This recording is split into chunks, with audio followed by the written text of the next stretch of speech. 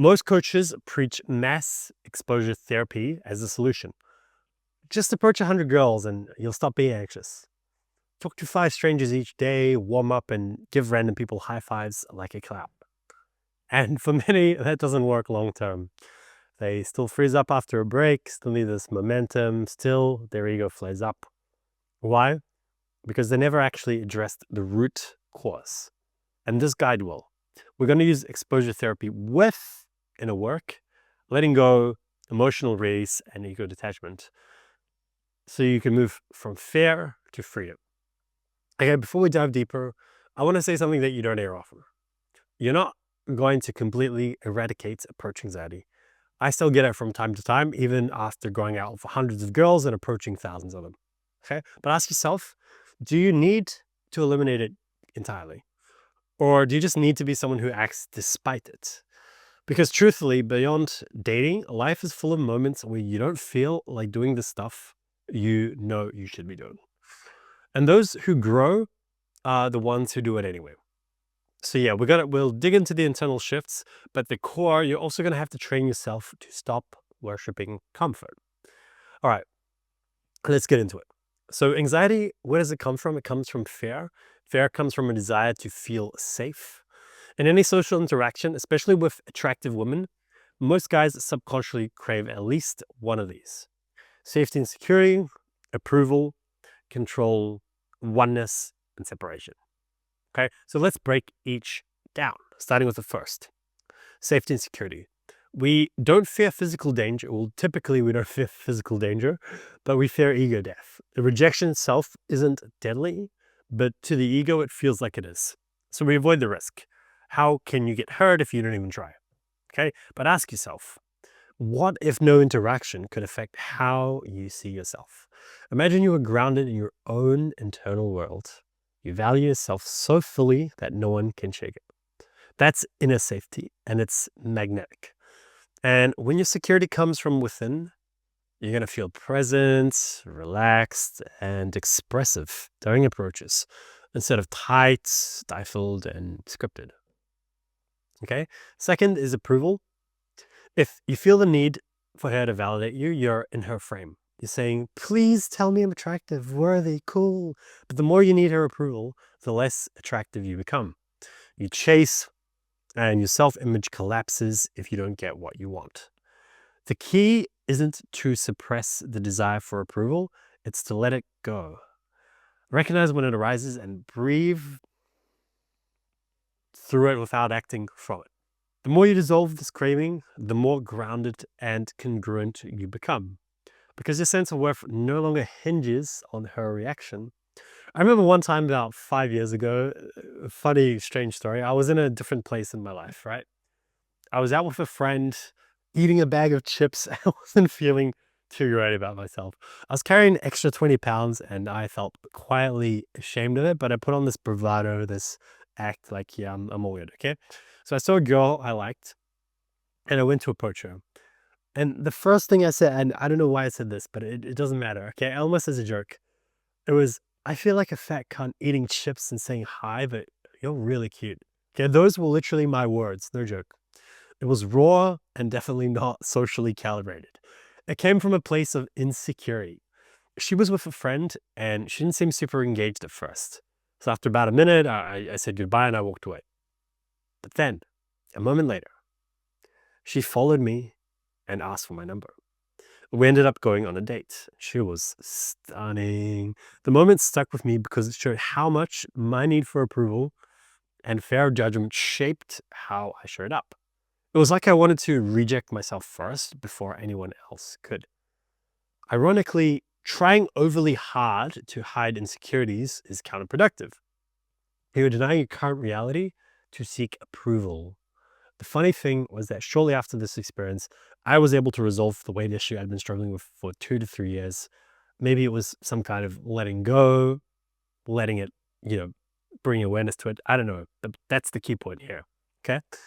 The third one to cover is control.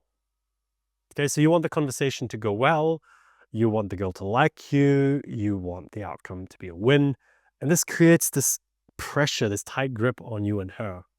Imagine being the clingy girlfriend who won't let her boyfriend see his friends. That's what you're doing to the interaction. And when you over control, it pushes people away. You can still be intentional, you can still have an objective, so long as it's not coming from a place of tension and needing. Letting go of control brings ease. You're free to express, not perform. You're present, not calculated. Okay, the last one is oneness and separation, which is a subtle thing most people miss. So we humans, we fluctuate between craving connection and oneness and resisting it, separation, especially when our ego feels threatened. If she rejects us, I don't need her anyway. This bitterness, this emotional cutoff, it's separation, it's avoidance. And on the other hand, if she shows interest, I must keep her close, clinging, forced oneness. Both responses are ego defenses. We're trying to protect ourselves from pain by controlling closeness or distance. The solution? Let go of attachment to either. You don't need to reject her to protect yourself. If it happens, take it on the chin. You don't need to hold on tight to feel valuable. Instead, meet her as a fellow human, the two whole beings crossing paths. No grasping, no pushing away, just presence. If you're liking this video so far, or if it's resonating with you, drop a like, comment, and subscribe. It really helps. Keep watching till the end because we're gonna go over some more important points and more strategic mindset stuff. Okay? On excuses. The harder a situation feels, the more your brain invents reasons not to act. That's totally normal. The key is not to shame yourself. Let's say a girl walks past, you hesitate, and she's gone. Instead of saying like, damn, I missed it again, damn, I'm a pussy, or some sort of talk. Okay, I noticed the excuse. Let me train my response and step outside of my comfort zone. Turn around anyway, even if you don't catch up. You're rewiring your brain to move toward discomfort instead of freezing in it. The classic, you're a pussy if you don't do this, that people say, I used to say that, people at the gym, lift this weight or you're a pussy. In my opinion, that's coming from a very broken place. And I'll be very mindful of using these sort of speech and thinking patterns too often. Because I had those thinking patterns when I was younger, and I was extremely negative and critical of myself. And while it did help me to do things I didn't want to do, or let's say get me out of my comfort zone, it was terrible for my self-esteem and ultimately what I attracted. Okay, so to conclude, approach is a muscle. Build it with reps and positive self-talk, not perfection and frustration. Okay, the next strategy that I'm going to suggest is lower the bar for success. So one of the simplest ways to make this all easier is just drop the pressure to have a perfect conversation. Most guys fail to approach because they think they have to be smooth, funny, charismatic, and instantly interesting right off the bat. This mindset keeps you frozen. Fuck that. Instead, shrink the goal. Literally make your only job. Just say hi. If she walks away, you win because you showed up. If you get stuck or awkward, you win because you acted and you took action. Feel free to increase the bar for success over the time so that you're not living in your comfort zone, and also be willing to move it back down when it's needed. When you need a bit of kindness to yourself, you're struggling to approach, then just bring this bar back down to just saying hi. Okay, now on the topic of not feeling attractive enough, you might come up with thoughts like, she's out of my league, I'm underdressed today, I don't look my best. And these are all ego-based judgments. You fear being seen as low value and rejected. But how you were born, how you look, your genetics, none of that defines your worth. No one gets credit, well, no one should get credit or blame for the default appearance. But the caveat here is do work on your style, your value, your fitness. Try to dress up as nice as you can, as often as you can. Work on your finances, your charisma, all that, sure. But let go of the attachment to perfection. Sometimes you just can't be perfect, okay? So the attachment is what creates tension and self-rejection. Okay, one last point. Reframe the art of approaching. Most guys fall into two traps. I need to approach or I'm a failure, or this ego one. Most guys don't approach. I'm special if I do. And the second, I've had both of these. A lot of the second one, a lot of egotistical, thinking I'm cool, and both of these lead to resistance and self-judgment.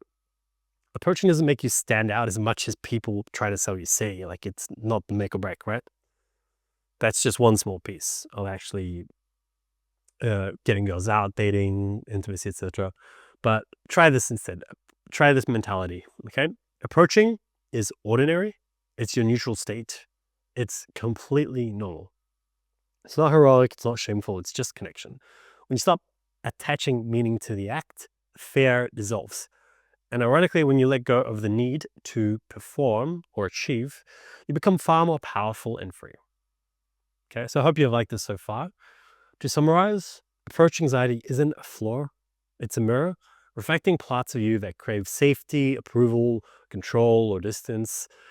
And once you recognize these patterns, release the emotional grip behind them and train small, courageous acts, you're going to step into a place of ease and natural expression. Not as a guy who forces himself to man up, but as a man who's free emotionally. But hey, feel free to make the same mistakes as I did. Ignore the inner work and just keep approaching, forcing yourself. And you'll see the same issues popping up in different ways as different symptoms. You can learn the hard way, or you can learn the harder way. If you made it this far, congratulations. Now like, subscribe, and drop your biggest insight or challenge in the comment. Let's send this into a space where guys grow and not just consume. And of course, if you're looking for some additional help, drop me a message on Facebook or Instagram, or send me an email. Okay? Till the next